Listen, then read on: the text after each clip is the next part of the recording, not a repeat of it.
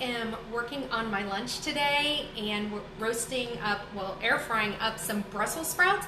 And I thought, I've had the air fryer lid for my beloved Instant Pot for about a month now, so I thought I would talk about what my thoughts are on it. So if you've been around my videos for very long, you know I do have kind of a deep emotional relationship with my Instant Pot. It is my most used kitchen appliance on my counter, cooking something every single day. I've done a whole series of videos on that, and let me know if you want to take a look at that. So about a month ago, I decided to buy the air fryer lid. I'd never really thought I needed to jump on that air fryer bandwagon, but then I started seeing some incredible recipes, especially for like salmon and other fish, and I thought, you know, I need to check this out and see how that can up my cooking game. So I bought the lid. So what do you get in the box? You get the lid. It is currently cooking the Brussels sprouts, so you can kind of see how loud it is. It's not that loud. And then inside is an insert that actually fits into your regular silver Instant Pot.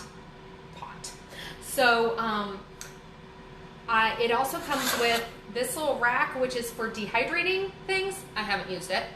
And this basically plastic placemat for when you pull it off, because it's super hot, and so it protects your countertop, and then you use the underside and it locks on for storage. So as you can see, it's kind of a big thing. It's like you're almost buying a whole nother appliance. It's not small, but it's smaller than buying a whole nother air fryer, which appeals to me because I just don't like a lot of appliances hanging around my house. The pot inside itself is pretty small. I have managed to cram a whole chicken in there though, and between a combination of pressure cooking it for like 25 minutes and then air frying it for maybe 10 to 15, it came out unbelievable. Normally when we cook it in the oven, my children could care less about the crispy skin on the outside. This crispy skin was like the best potato chip ever. It was amazing. However, the chicken was so tender, and because I crammed it into the pot, when I pulled it out, it was not picturesque. It kind of just fell apart. So that's a consideration if you're wanting to do a presentation. Didn't really work. I've air fried a ton of vegetables, which I love the fact that when I do it in the oven, I tend to add coconut oil, butter. I can do it in here without really adding any fat, and that is a fantastic level of flexibility. I fried fish in it. I took some tilapia, dredged it in some egg, and rolled it in pork rinds, and it came out incredible. That alone made me super happy. I've done chicken nuggets for the children, and the verdict was split. Half preferred them the way they're cooked in the oven, half preferred them in the Instant Pot. So if you're cooking those traditional foods, it wasn't overwhelmingly positive either one way or the other. One thing I have learned to do to keep the inner liner cleaner is to cut out rounds of parchment paper. I do 2 at a time, so half the time I already have one done. It just makes cleanup a lot easier. Food does tend to stick to the bottom of it, and this really, really helps that out. It frees up your oven, but it's letting out a fair amount of heat back here. Probably it wouldn't warm up your kitchen as much as the oven does in the summer, but it is letting out some heat. So that is something to think about. The inner pot is fairly small. Like I said, I had to cram that in.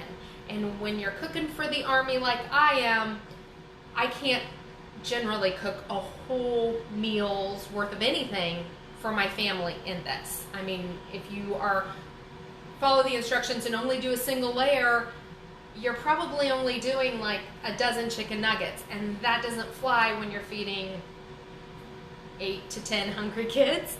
So that's a consideration. If you need something big, fine. It does well for the vegetables, especially the ones that the children like. I'm doing Brussels sprouts. My children will have a small bite.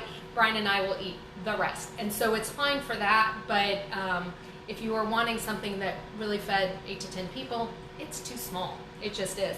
And the other thing, if you're looking into it, double check before you buy that it fits. This does not fit every single Instant Pot on the market. It only fits certain sizes, might be only the 6-quart size, so which is what obviously I have. So it can air fry, broil, bake, roast, reheat, and dehydrate. I've only air fried because I haven't needed to do the other things. But it's probably like the Instant Pot itself. You don't use all the features on it. You kind of get into a rut and you only use a certain one. So that is it. Let me know if you have any questions. Would I buy it again? Probably. Should you buy it? It depends. So, all right. Thanks so much. Have a great afternoon. Bye.